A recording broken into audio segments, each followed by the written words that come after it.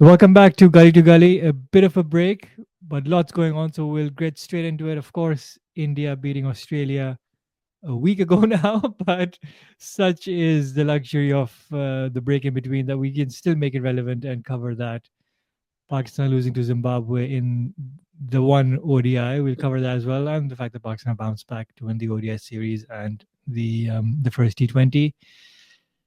That'll be the focus of the discussion. I know that there's still some moving parts along the on the Champions Trophy discussion, but maybe we'll leave that for another day or once things are confirmed 100%. Depending on what media you read, you'll probably get your answers there anyway. But first things first, India, fantastic win against Australia in Perth, of all places.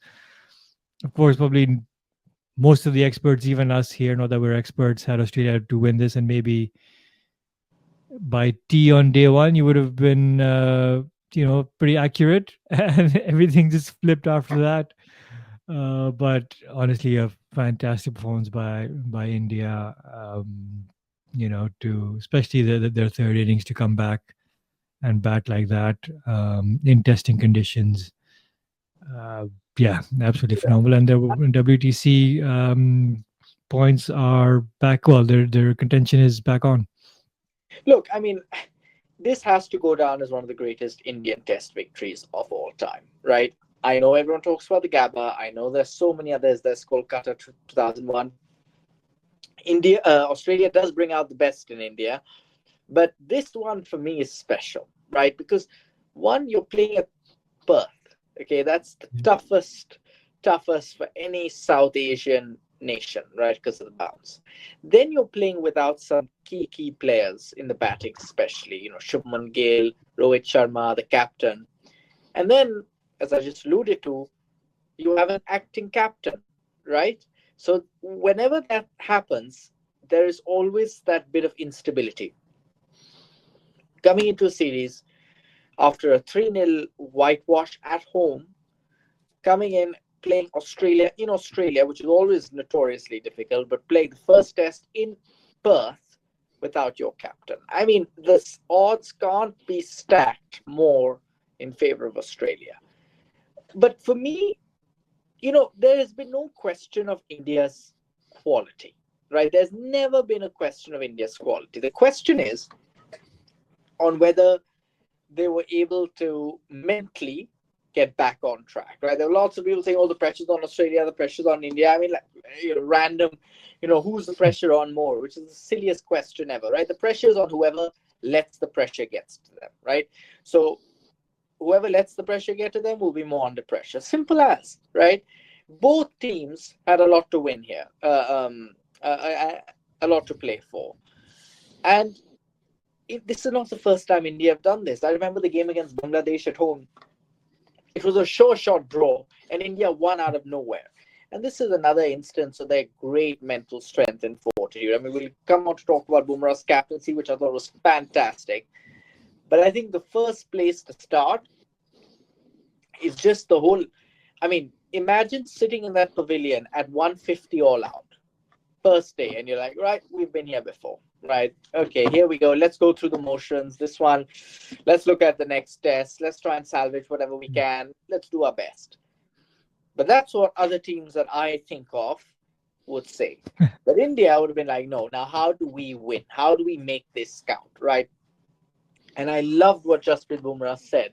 He said, my message was, don't get carried away on these Australian surfaces, right? And that's so true because you look at all the great, like I'll draw the analogy to Pakistan, but there's so many other teams, even Australia, or even England, where you can get carried away because you get so excited by the bounce and pace that you keep going for the magic balls and you lose your head and you start bowling waiver deliveries. And actually, Australia is a great batting strip once you get used to the pace and the bounce, right? The ball comes onto the bat properly. There's true bounce and all you have to do is just get bat on ball and it's going to go traveling, right? So you have to be disciplined, otherwise you're going to go for many runs. And we've seen this. I mean, we've seen our own country do, like, get pasted on these wickets. I remember Optus Stadium, they went like 7 runs and over or something silly like that. But Bumrah said no, we're going to keep it disciplined. If you keep it disciplined, you let the pitch do the rest. Don't go searching when you don't have to on a wicket like this. Keep it disciplined, the wickets will come. And that is a very tough message for an acting captain to give, because if it didn't work out, people would be saying, oh, look how defensive Bumrah was. It was line and length bowling. They weren't trying anything. It's a bit risky to almost take that approach of just playing the waiting game, right? Especially for a captain that's eager to make a good first impression, at least after a long time. But it was brilliant, right? I mean, and it worked. Seldom did they bowl a bad ball. Seldom did they ever let the batter get on top. I mean, Labuschagne was 2 of 52 for God's sake. I mean, you know, I mean, this is mind-boggling. I mean, at home for him. So look, I mean, I think the mental uh, side of the game was incredible, and for everybody who talks about the famed Indian batting order of the 90s and 2000s, right? Sehwag, Dravid, Tendulkar, Ganguly, Lakshman. That team only won one test in a decade. One test, Adelaide, right? What's the difference between that team and this team? India have always had good batters, right? In fact, I would say in this team probably it was a bit depleted because of injury. But the difference is the bowling, and it shocks me that before this Perth test, everybody was talking about Rohit Sharma and Kohli, and Jasprit Bumrah for me is hands down the most important person in this Indian team. It's the difference between India being good, which is what they were in the 90s and 2000s, and being great, which is what they are right now, right? And you can see as the results are clearly going in their favor. Yeah, I mean, it was phenomenal. You mentioned obviously, the bowling plan that they had. Just for our viewers, in case you're wondering, yes, Moeen's internet connection and Australia's batting lineup may have something in common, but I can assure you there's no Bumrah bowling at Moeen's internet. But anyways, uh, on to more serious matters. So I think, yeah, I mean, of course, it was about line and length and discipline, but also the most important thing from Bumrah's point of view is that he led from the front, right? He was the one who showed it how it's done. The other thing we're forgetting is the bowling attack was inexperienced, right? Because they had Sundar, who's not played a lot of cricket in Australia. He played, I think, a couple of test matches last time, two debutants. So it wasn't the most experienced bowling lineup, and he really led from the front, took those wickets early on. I mean, in both innings, he was just unplayable. I mean, the way Labuschagne got out in the second innings, it was just an example of how I think they were just pretty much playing it as a lottery. They're like just hoping that the ball would move away or come back in, and they were just hoping that they guessed correctly, and most of the time it didn't work for the Australians, and then they ended up collapsing. But to have that sort of control, or to have the batters that clueless, I've not seen it in recent times that clearly, where the batters are just so clueless against a specific bowler, where they're literally just guessing where the ball's going to go and hoping that they're right, rather than being assertive and taking control. As good as Australia were on day one, I just felt like, especially when Bumrah was bowling, that it was just impossible for them to face him. And it shows. Of course, he took wickets, but also he hardly went for any runs as well. So it just shows that how good he was. And honestly, yes, I know others did end up getting a few wickets. Well, Siraj got a few wickets, Yeah. especially in the second innings. Uh, but a lot of it is down to Bumrah. And honestly, it was probably one of the best spells of fast bowling across both innings that I've seen in recent times. So yeah, phenomenal effort. And of course, then the batters backed it up. The much maligned KL Rahul stepping up. I think he played really well in the first innings also. Yeah, he did. Maybe slightly unlucky. We can come on to that maybe, but again, my opinion is always like it was a 50-50 dismissal. So, but he played really well in the first innings, and then of course consolidated and capitalized a bit more in the second innings. Kohli getting 100. So pretty much it was, from an Indian point of view, the perfect test victory, where you had a Kohli century, especially after what Ricky Ponting had said about him a few weeks ago, and obviously a big win in Perth. So yeah, absolutely phenomenal. The only thing I'd say from an India's point of view is that after you've won, you've got the momentum in your favor. Well, I don't know who planned this itinerary. They've got this big ridiculous. two week gap, and you're playing a practice match in between. I mean, it's absurd. It's like Uh, now we're playing a new series, right? I mean, if yeah. I were India, I'd want to get onto the pitch again. Like, just get back into those into that sort of momentum that you built up. So yeah, I think that's a bit unfortunate. I think, but partly India's schedule is probably expected India to lose this first test, perhaps, and you won't force them. I mean, it is the Optus Stadium, the bounciest track in the world. So yeah, I mean, I think that is. Look, let's also just take a moment to appreciate how difficult it is for a bowling captain. Because when you're a bowling captain, now you almost want, when you're defending 150, you want a bowler who just has nothing else to think about but his craft. But when you are the bowling captain, the leader of the attack, not just one of the bowlers, but the leader of the attack, and as you say, an experienced bowling attack around you, you're almost, your mind has to be at 100 different places at once. And if you're not experienced at captaincy at the highest level, it's tough, right? And that's why people gravitate towards batting or wicket keeper captains. So it's so tough, and sometimes you second guess and start overthinking things and be like, maybe you'll give yourself too many overs because you're like, oh, I need to lead by example. Sometimes you'll give yourself too few overs because you'll be worried people will think you will, you're favoring yourself. So in order to be fair or be perceived to be fair, you overcompensate. And actually, the statistics show that bowling captains underbowl themselves.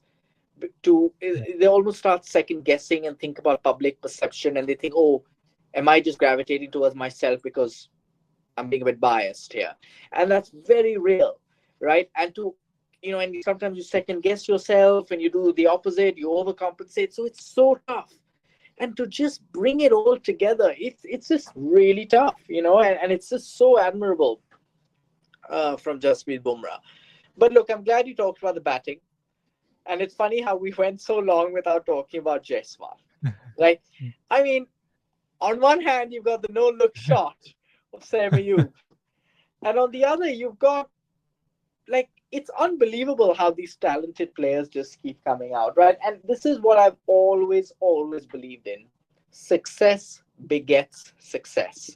When you have a proper team, a team of world-class batters, and like just a culture of high performance, you are going to get these players coming through the ranks. It's just going to happen. You saw it in Australia, in the Australian team of the early 2000s. Whoever came out to bat, first class debut or not, Simon Katich, Brad Hodge, I mean, all these other players who didn't make it to the same level as the Pontings of this world, but was still really good world class cricketers. The list kept going on, and Mike Hussey coming in at 32 years of age and like being absolutely incredible in all formats. So, and then you have other examples, right? I mean, I hate to talk about Pakistan and high performance culture, but in the 90s, when you had the Wasim and Waqars leading the pack, you had a battery of fast bowlers come in and out. Now, we mismanaged them, that's a separate matter, but when you have a really strong crop of players performing in a really strong competitive environment, I choose my words carefully, then what ends up happening is it's just a self-fulfilling prophecy. It'll keep happening. It'll keep happening, right? I mean, Jaiswal is he's a product of the time that he lives in, right? And it's for anyone wondering why talent is so dry in other parts of the world and so rich, it really comes down to the quality of your first 11. Yeah, I mean it's quality and the exposure, right? I mean he's had great exposure across all formats. The trust of the selection committee, and he knows that he's going to, he's, well, I guess he came to the fore in the IPL, but he's really stepped up and done it in the Test arena at home, and now he's then doing it in Australia as well. So I think it's yeah, I mean, phenomenal. Although the way he got on in the first innings, it did seem like he's still getting used to the Australian conditions, and he might struggle. But then there you go, he's come back so strongly in the second innings that yeah, you can only applaud how well he's been, and it's ominous signs for Australia. In fact, a bit of a headache as well for the selectors because Rohit Sharma is obviously going to come back. So I guess KL Rahul will have to be sacrificed to 3 or 5 or 6 or whatever. Yeah, it's Um, tough. Look, I think it's but very it is tough what it is. to meddle too much with your top order when Yeah. they've performed so well. So I know it's suboptimal, but if Rohit Sharma opens, KL Rahul needs to go down to 3. He can't go to 5. Otherwise, it's almost like playing a new player, right? If he's done Mm. so well at Perth, let him stay in the top 3. So he's number 3, Kohli 4, Shubman Gill 5. That's how I would do it. Yeah. Yeah. It's a tough one. I don't know because Gill is the incumbent 3 technically. It's a tough one. I might I might put KL at 5 just because he's also done it before. But yeah, I think it's a compelling argument either way. But yeah, I think it's a good. I think we've got most of the stuff anyways for the test match review. But maybe it's good to move on and see what might happen in the second test. Look, it's a pink ball day night test match. The ball is meant to swing a lot more movement, and seeing how the Australians batted against Bumrah in Perth, it might only get worse in Adelaide. So I wonder if they're bringing out some fans and drying equipment Oh, to yes, yes, scuff up the yeah, pitches. yeah. Calling up Akif Javed and like getting some tips from They him. all the spinners in, let's just change everything. Um, I think this is the first ping pong test in a long time. Correct me if I'm wrong. Um, I can't remember the last time a ping pong test was played. I could be wrong here, but there was a time Yeah, when you might. it was quite common in the mid Yeah, 2010s, so 15, 16, 17, yeah, but and 2018 to an extent, and then it died down a bit in popularity, right? Whether that was because more cricket was being played around the world, where not everyone had the floodlights, not all the stadiums had the infrastructure, and nor were they yeah, very keen on the ping ball concept. But it's reduced in popularity, which means that although a lot of these players have played ping ball test matches before, when I look down both the teams, Australia certainly are more experienced. I think sometimes they play some of their Sheffield Shield games as ping ball. I can't remember. But a lot of those players have played international ping ball tests. India, on the other hand, have a few new faces who have max played one, if any. So that for me is a consideration. The second consideration is, look, if the ball swings, but yeah, it's yes, there's Bumrah, but I think you'd also argue that Australia have strong swing bowlers right now. Hazelwood isn't playing, right, as I understand, so that is yeah, a pretty big blow, right? I consider him to be the most threatening of the three bowlers when playing against India. Now, it's between him or Pat Cummins, right? Stark, I think India do well with that extra pace. It's Cummins or Hazelwood, but Hazelwood just has that nagging line and length, which can sometimes be so tough. And with the extra swing, it's like gold dust. You're not playing him, but I think Scott Boland is a good alternative. He's always done well when he comes in.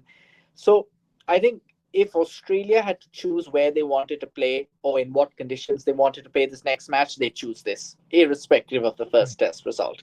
They definitely don't want to play in Sydney, right? So I I think it's going to be an interesting contest. It, it all comes down to the batting, right? And for me, India's batting under lights, that's going to be a real test because they all like to go for their shots, right? They've shown it yeah, at the Optus Stadium, and the pitch really flattened out. As I said, you get used to the bounce, the moisture dries up. It's a fantastic batting wicket, and there's true pace, true bounce. You won't want anything more once you get used to playing on your back foot and you have a good back foot game, which all India or Indian batters do. So it's Yeah. about negotiating that extra lateral movement.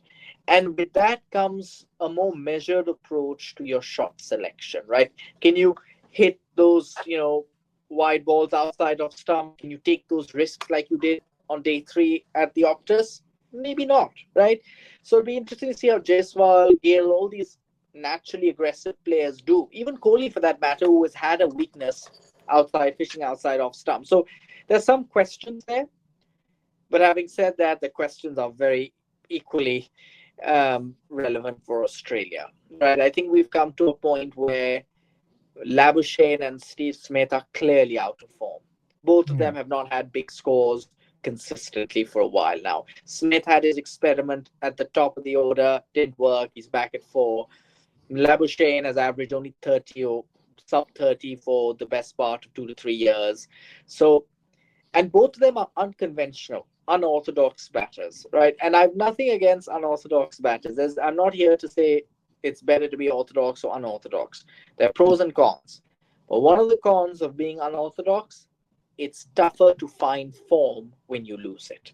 Because you can't, how everyone says when you've lost form, you have to go back to basics. Just get the basics right. Yeah. Just get your natural triggers right. Just get the basics to work for you. Get the basics right, and everything else will follow. These players can't do that because they have weird triggers from the get go. So they don't have a basic base with which to fall back on. You saw that with Fawad Alam. The minute he lost form, he kept falling over. He kept falling over. You're seeing it with Steve Smith. You're seeing it to some extent with Labuschagne. So I do believe that the unorthodoxy creates extra difficulty because you don't have like a very back to basics formula in Mm. these types of situations. You're still moving around, hopping around the crease, and it can look quite ugly. So I think that's something that, like, I'm no one to coach someone who averages 60 plus or used to average 60 plus in Steve Smith. I'm sure he knows what to do, but I have seen this before. When he's out of form, it takes a while to get back in form. And I feel against the quality of Bumrah, that's tough. Yeah, I think part of it is just the manner of the dismissals in the first test, right? I mean, Yeah, you saw the way, especially the first innings, the way the Indian batters got out. Okay, Jaiswal, Kohli walking down the track a few times. You can see that it was more, they played a bad shot, or there wasn't anything fundamentally wrong. They just played a bad shot, or just played down the wrong line, or yeah, absolutely. ball bounced a bit more. Something which can be rectified, and they rectified it in the next innings. But some of the dismissals of the Australian batters, whether it's McSweeney, completely clueless to the ball coming back into him, or Labuschagne similarly just leaving one, which is crashing Completely into middle stump. crazy. Yeah. It's I just don't know how you can fix that, even if there were 2 week gap. I don't know whether it's something mentally, or it's not like there's a technical flaw. It just seems to be that I don't see how they can fix it. Um, or it's just that Bumrah is so good that they're finding it impossible to play him. So I think that's the biggest concern from an Australian point of view.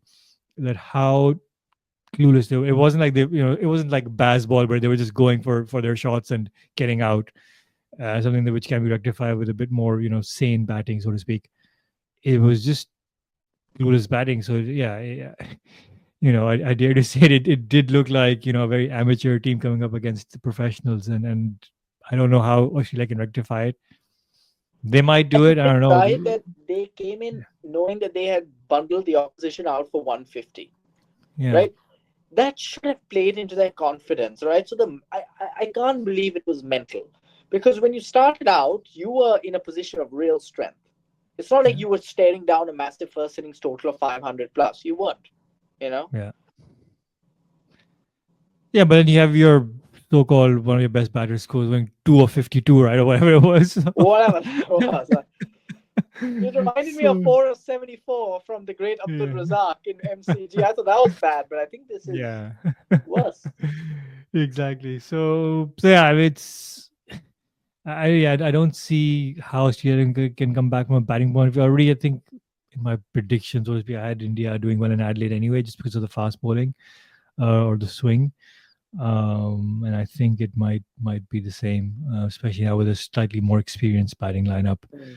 Mm. So yeah, I think that's my issue. And yeah, obviously Hazelwood is a big loss. Boland has been really good in Australia, so I think they might not feel it that much. Hazelwood not playing, but the concern is really the batting, to be honest, and I think that's something that they really need to fix.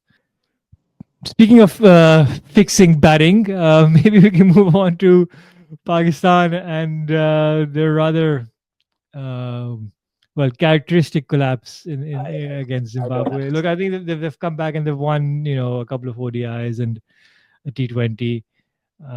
So yeah, maybe not much more to say. And I guess that's the curse when you're playing a team like Zimbabwe, where if you do well, there's not much to talk about.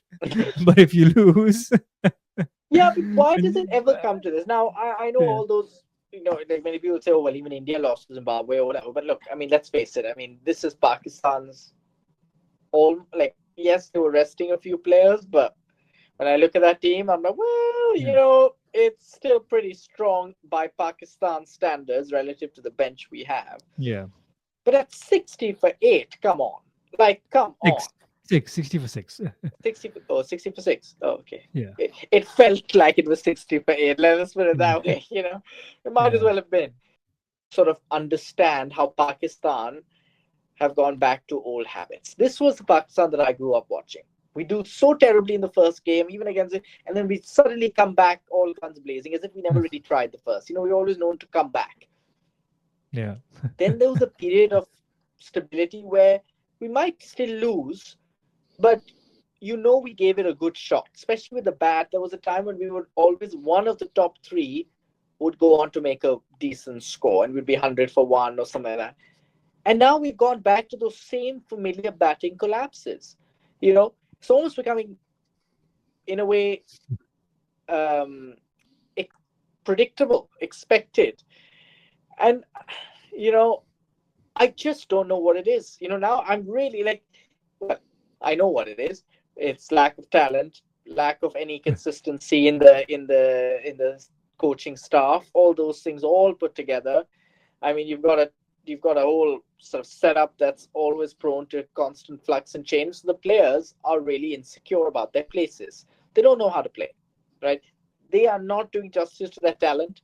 They're not doing justice to their ability. And to be quite honest, this culture won't make them do so. I'm all for Mohammad Rizwan being a very well-intentioned captain, but when you're in the hut and your players are batting, there's not much you can do, right? And yeah. I think, just think of Salman Aga for a second. I actually spare a thought for this guy. I mean, this is what Pakistan do. One string of good performances, captain, vice captain. I mean, In a different format. In a in a different different format. format. It's ridiculous. The guy's making his debut as a vice captain, and then he's horrible in that series. And and look, I don't blame him because it's tough to take on that mantle. I think he's played less than 100 games across formats internationally. There should be some sort of rule which says, yes, okay, you don't need to be the most experienced player, but you need to have a minimum number of international games across formats under your belt. I Yeah, mean, captaincy is not easy. Forget Pakistan, just generally in cricket, and especially the case with Pakistan that have had so many former captains in the team, just generally a difficult team with egos, etc. So, and with an uncertain coaching staff. I mean, you're destroying this guy's game. I mean, it's one of the things like insanity is doing the same thing over and over again and expecting different results. You've done it with Barber, you've done it with everybody. Suddenly, this player's done well. Captaincy. Let him grow. He might be a future captain, but you're really destroying any chance he has of even being in the team by giving him that responsibility too early, right? I mean, it's just bonkers. yeah. It's look, I mean, August and you could see that in that pressure of captaincy, maybe in the first T20 where he scored 12 of 20 or something like that, 13 of Yeah. 19. Um, and you saw a very frustrating Pakistan performance. Actually, I think Pakistan on paper it seemed like a comfortable win, but scoring 165 for four, I don't get like the I optics don't of get that. that. I don't get that at all. Either you get bowled out for 165 or be nine, or at least score 180, 200. But and only that too because The fact of that some Zai, you and I even think yeah 180 in the same breath, it should be yeah 200 plus. If if we were from another yeah country, we'd say 200 plus. yeah. 180 is 200.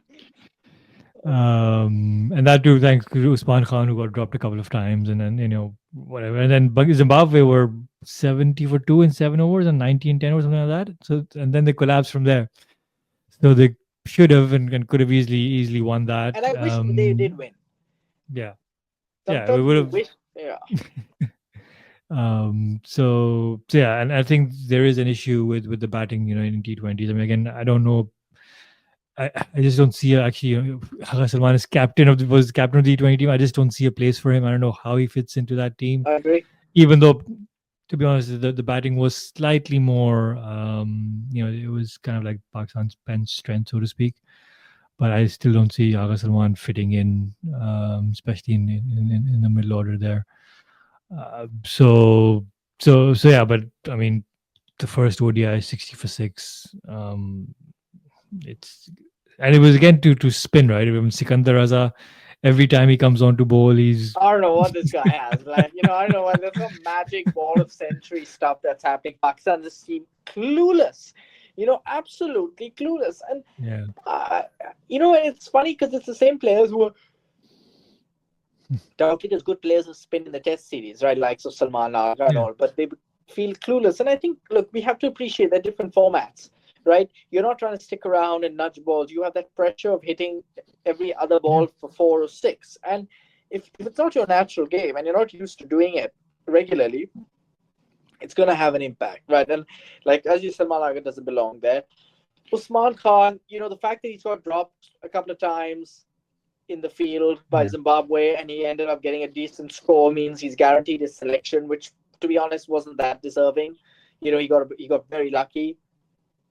I mean, I don't know why we keep giving him chances. I mean, I know why. I think it's a bit of sympathy for what he's given up to come back and play for Pakistan, but that has a shelf life. mm, Like, this guy hasn't performed at the international level with any real consistency. He looks out of sorts. Against India, he looked hopeless in the T20 World Cup. Now, I know it's playing against India, you're batting at number 3, but you're chasing 120, right? And literally, he looked at sea. And he's done this every time against better quality opposition. And I just think now the time has come for Pakistan to really make a call. He's not the youngest.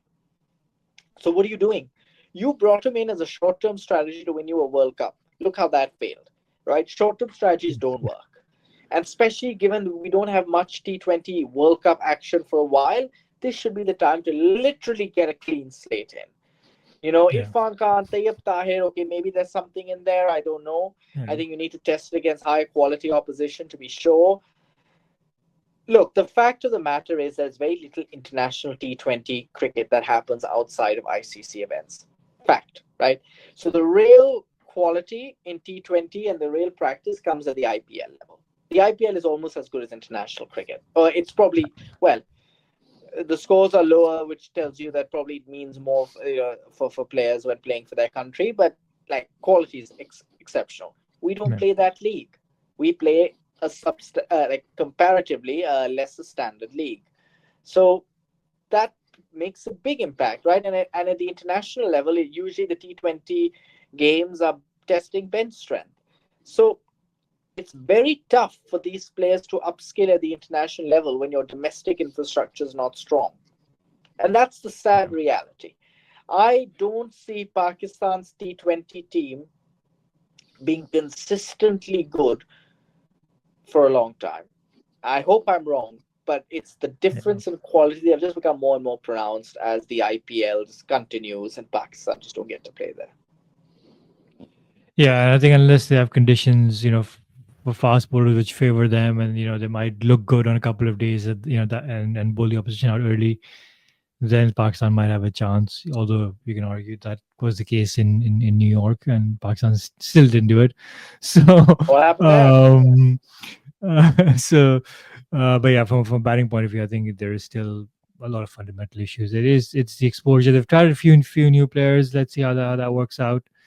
But yeah, this team is a few years behind the T20 template. That is, The norm. well, Yeah. yeah. Um, but but yeah, we can only hope. And I guess the focus now should be is the Champions Trophy, or the ODI format anyway.